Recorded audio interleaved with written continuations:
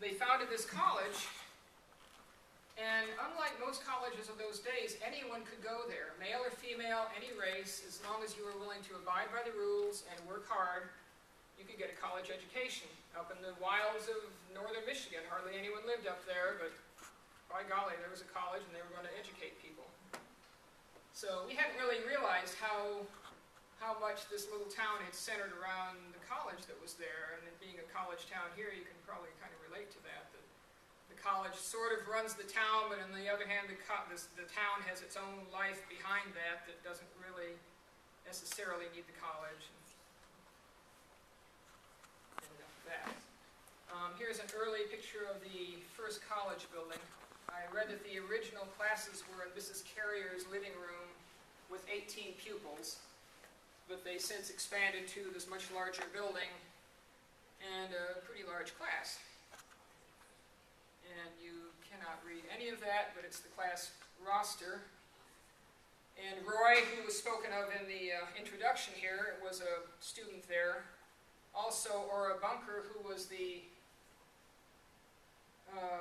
live-in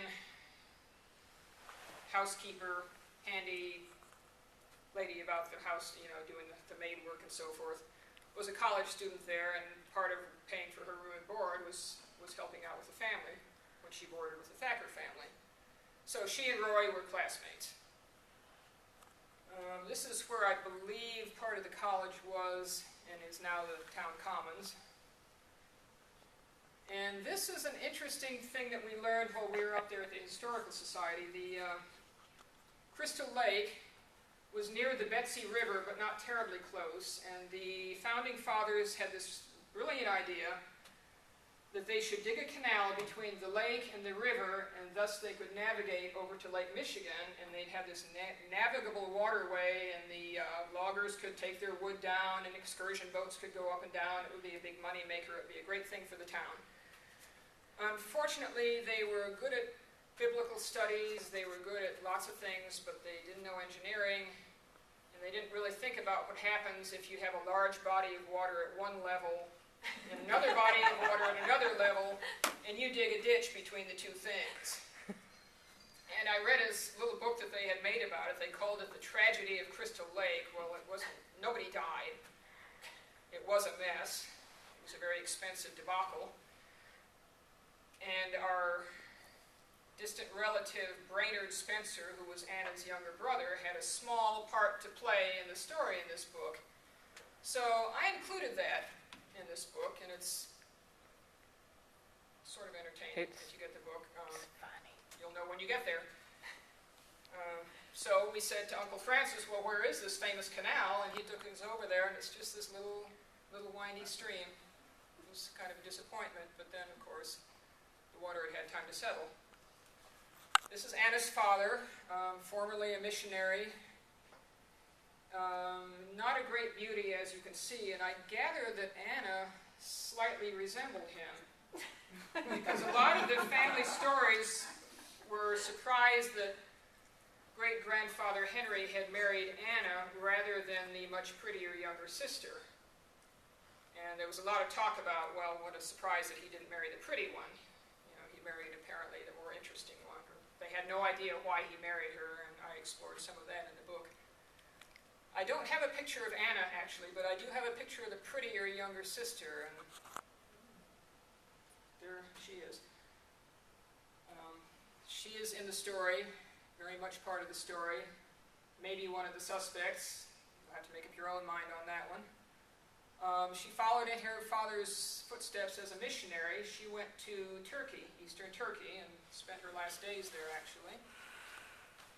This is the prime suspect. This is great-grandfather William Henry Thacker. Spent 2 years in jail for the murder, but then was released because they didn't really have enough evidence to convict him.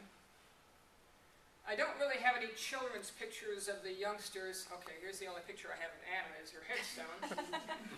And that prompted the title Faithful Unto Death, because most of the headstones in the Benzonia Cemetery said things like Anna Bailey, wife of so-and-so, mother of so-and-so, and her headstone said Anna Thacker, daughter of David Spencer, faithful unto death. No mention of the rest of her family. We suspect one of her siblings was responsible for putting the stone there and was pretty miffed at the relatives. We don't know. We don't know. We don't know where the stone came from, who put it there, but we did think it was sort of pointed that they didn't mention anything except that she was the daughter of a missionary. Here is a copy of the purported suicide note. There were a lot of, what's the word, graphologist studies, handwriting expert studies during the second trial. Inconclusive. A lot of people swore it was Anna's handwriting, other people swore it was not. Here is the family of Ora Bunker, who was the live-in housekeeper, who may or may not have been Henry's paramour. Quite probably she was. His relationship with her was the basis of the first trial. Essentially, he wasn't tried for murder, he was tried for adultery. And they just kind of said, well, if he was carrying on, of course he wanted to get rid of his wife, he did it. Off to jail. All right, these are the children in their adult years. This is Roy, who a while after the murder moved out west and really didn't keep in touch with the family terribly much. Here is my grandfather Ralph, who was in the prologue, and his wife Harriet Madole, known as Hattie. Lottie still looks worried. I don't blame her. Will was 5 years old when all of this happened, and I'm sure knew a lot of what was going on, but I'm sure it didn't affect him as much as it did the older children, because they had a roof over their head. They didn't really have to worry about what was coming the next day. They had people taking care of them, even though it wasn't their parents. This is Ora Bunker, who stuck around, as you see. That's my grandfather Ralph in his much later years, and I included that because my father said, oh, you should include the new writing cultivator. Among other things that Ralph did in his early marriage was to be a lumberjack. Now, he was probably about my size and weight, and you don't think of lumberjacks as being rather slight, small people, but he was out there being a lumberjack. And at some point he had a major injury to his foot, 2 logs rolled together, and he walked with a limp for the rest of his life. And my father said, he was such a hard worker, and he would be out there limping along behind the plow, plowing the fields, and as soon as they could get the money together, they bought this riding cultivator, and it made his life so much easier. So there he is in his riding cultivator. And here we have the descendants of the family. One of them in this picture is here tonight, my cousin Alan. Aunt Josie, the youngest of the 5 children who lived in the household after the murder, is on the middle row on the far right.